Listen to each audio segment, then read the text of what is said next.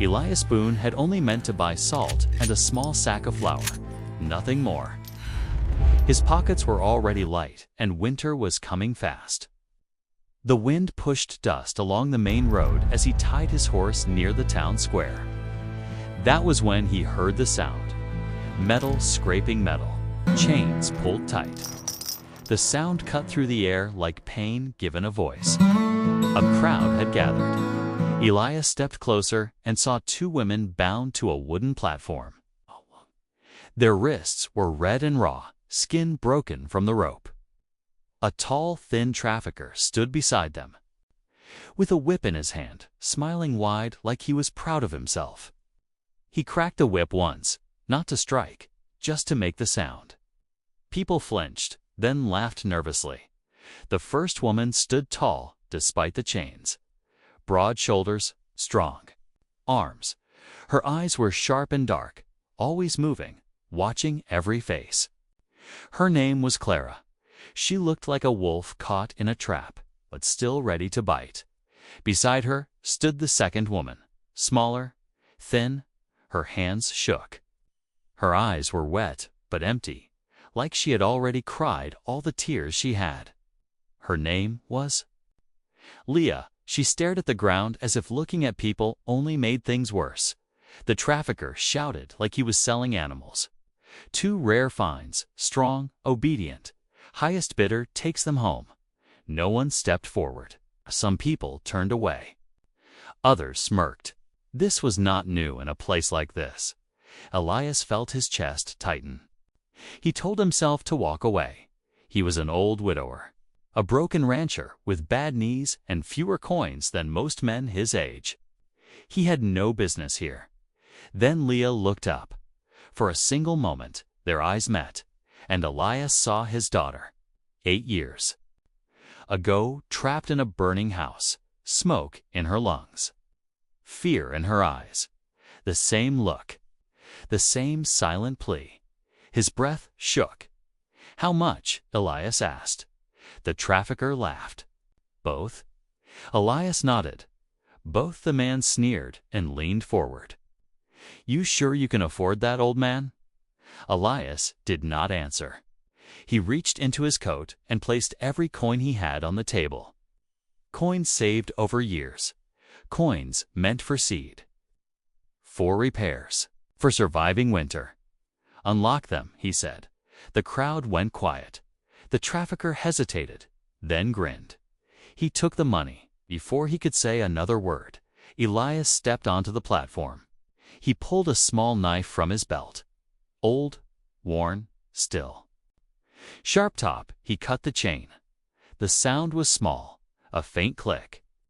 But both women gasped like they had just been pulled back from drowning. Clara stared at him with deep suspicion. Leah stepped back, waiting for pain that did not come. "Let us go," Elias said. "Winter will close the road soon." He did not explain. He did not look back at the crowd. He helped them onto the horses and left Dust Willow behind under cold, watching. The ride to the ranch was long. Snow began to fall, light and quiet.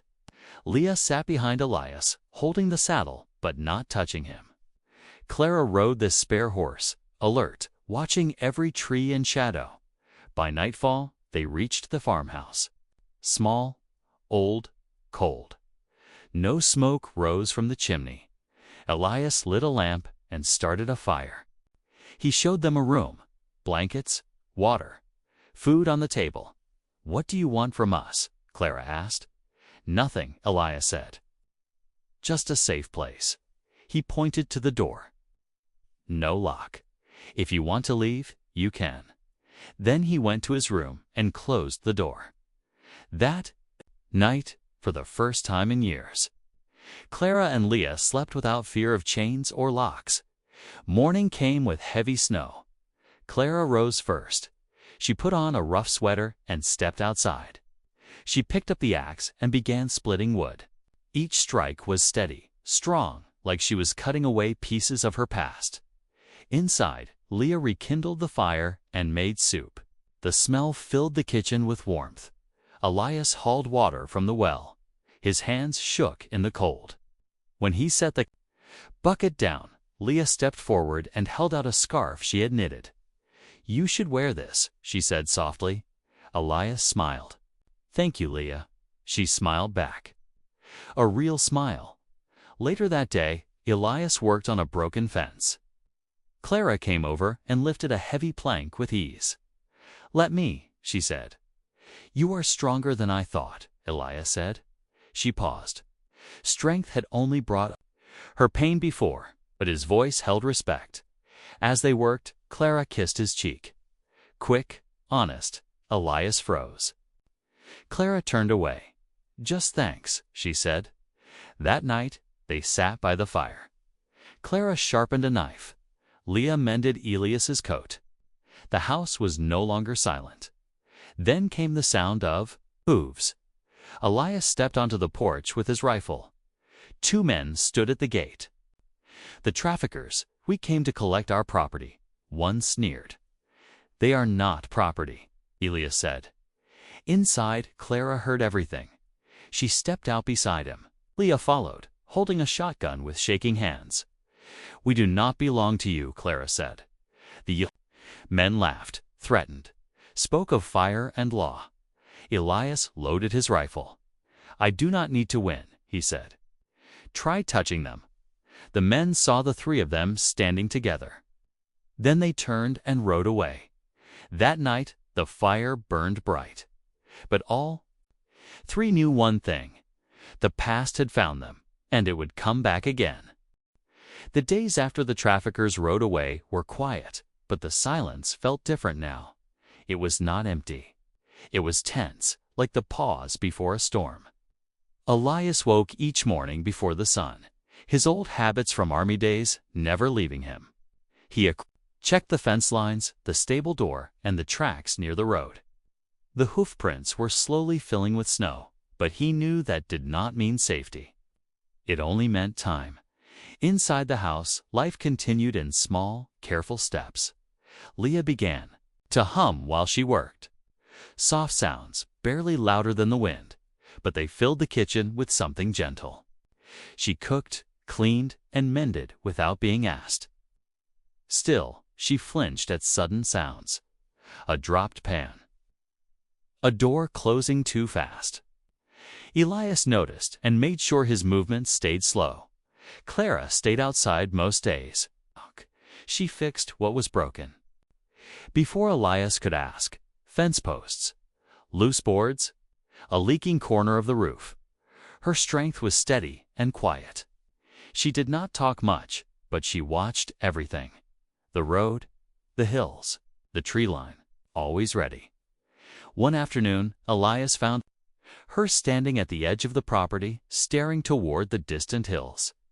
"They will come back," Clara said. Elias nodded. "I know, we should be ready." He looked at her broad shoulders, the calm in her voice. "You already are." That night, snow fell hard. The wind howled against the walls like something angry and alive. Leah woke from a nightmare with a sharp cry. Elias was at her door in seconds. "It is all right," he said softly. She sat up, breathing fast, her hands shaking. Clara appeared behind him, silent as a shadow. They stayed there together until Leah's breathing slowed. Elias lit the fire again and made tea. They sat in the kitchen, wrapped in blankets. "I thought they were here," Leah whispered. "I thought I heard chains." Clara placed a hand over Leah's. "You are not there anymore." Leah nodded. "Coo," but her eyes stayed wide. Elias cleared his throat. "If you want," he said carefully, "we can set watches at night.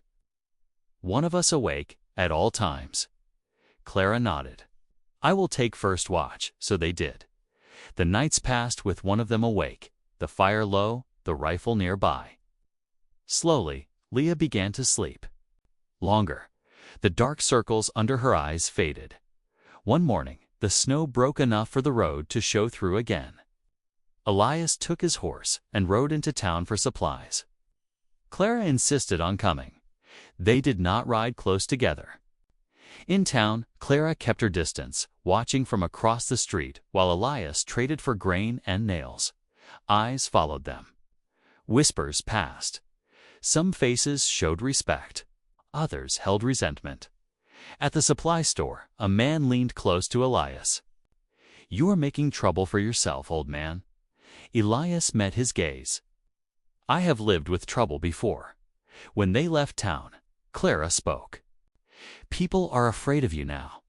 Elias shook his head. "No, they are afraid of what they did not do." Back at the ranch, Leah greeted them with warm bread. She smiled when she saw Clara unharmed. That night, as they ate, Clara finally spoke what had been circling them all. "They will not forget us.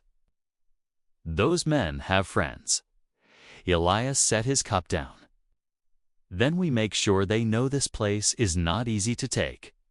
Over the next weeks, they prepared. Clara trained every morning. She practiced with the rifle, the hammer, even bare hands. Elias showed her what he knew from his soldier days: stances, angles, patience. Leah learned too. Not how to fight, but how to load, how to aim, how to move without panic. Each lesson made her stronger, even if her hands still shook. Winter began to loosen its grip. Snow melted into mud. The creek swelled. One afternoon, a rider appeared at the edge of the land, alone. Watching Clara spotted him first. Elias raised the rifle, but did not fire. The rider stayed only a moment, then turned back. That night, no one slept. 2 days later, they came. 3 men this time, not hiding, riding straight up the road. The same tall trafficker led them. His smile was gone. Elias stood on the porch. Clara beside him, Leah inside, steadying her breath. "You were warned," the man called out. "We do not forget stolen goods." "They are not goods," Elias said. The men dismounted. One stepped forward with a torch. Another held a gun. Clara moved first. She stepped down into the yard, hammer in hand. "You will leave," she said. The men laughed. The shot rang out. The bullet struck the porch post inches from Elias's head. Everything moved at once. Clara charged, fast and fierce. Elias fired, aiming low, precise. Leah stepped out, gun raised, her fear locked behind her eyes. The fight was short but brutal. One man went down, clutching his leg. Another fled. The trafficker stumbled back, staring at Clara like he was seeing her for the first time. "You think you own us," Clara said. "You never did." She struck him once, clean. He fell into the mud and did not rise. The remaining men dragged themselves away, fear louder than their threats. When it was over, the yard was quiet again. Leah sank to the ground, shaking. Elias knelt beside her. "You did well," he said. She looked up at him, tears in her eyes. "I was not afraid," she said. "Not like before." That night, they burned the torch and cleaned the yard. No one spoke much. Later, as the fire crackled, Clara sat close to Elias. "You stood your ground," she said. "So did you." She leaned her head against his shoulder. He did not pull away. Spring came slowly, but it came. The land softened. Green pushed through brown. The farm began to breathe again. One morning, Elias woke to laughter. He stepped outside and saw Clara teaching Leah how to throw a hammer. Leah missed badly and nearly fell. Clara laughed and caught her.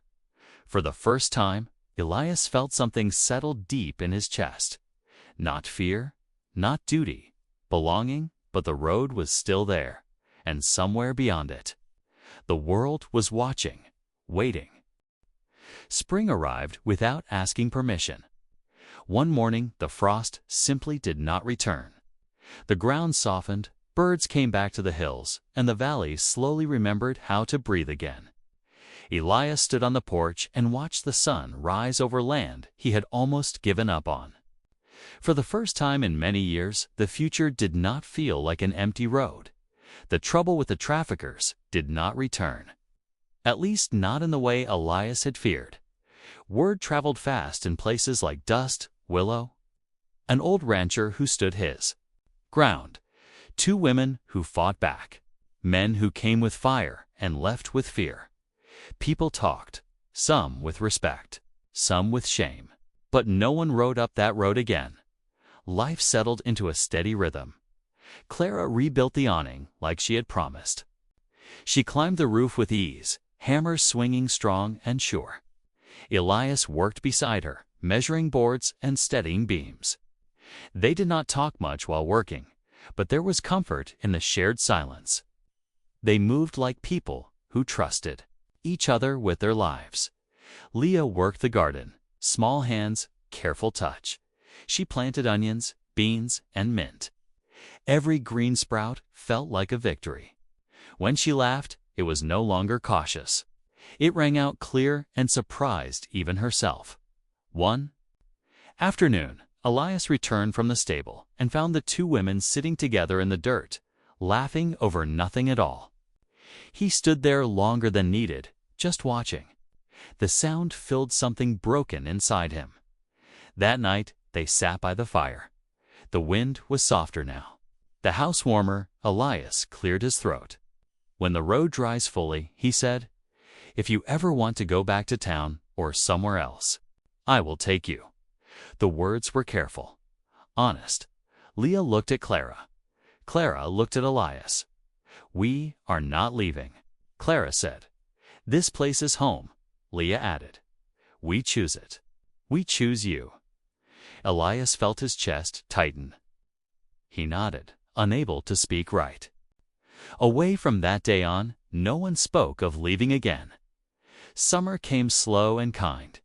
The garden grew full. The fence stood strong. The stable roof held firm against storms. At night, they ate together and talked about small things, whether crops, stories from the past that no longer hurt as much. One evening, after a long day of work, Clara sat beside Elias on the porch. The sun was setting, painting the hills red and gold. "You never asked us what we were to you," she said. Elias looked ahead. "I did not want to cage anything with words." She nodded. "Good." She leaned in and kissed him. Not quick this time, not rushed. Steady. Certain, Leah watched from the doorway, her cheeks warm with color. She stepped forward and took Elias's hand. "I do not need promises," she said. Just tomorrow, Elias held both of their hands. "Tomorrow," he said, "is something I can give." As the months passed, the ranch changed. Laughter replaced silence. Footsteps replaced echoes. At night, the fire burned low but steady, and no one slept alone anymore. There was no wedding, no ceremony, no lawman or preacher. Just 3 people choosing each other every single day. One autumn morning, Elias stood at the edge of the field and watched Clara lifting fence posts and Leah tying wire beside her. The sun caught them just right, strong and gentle. Fire and light. He realized then that he had not only saved them, they had saved him. Winter came again. But it felt different this time. The house stayed warm. The nights felt shorter. The world outside could howl all it wanted. Inside, there was peace. Elias Boon spent his last dollar on 2 lives, and in return, he found his own again. Not through ownership, not through force, but through choice, and that, in the Wild West and anywhere else, was the strongest bond of all.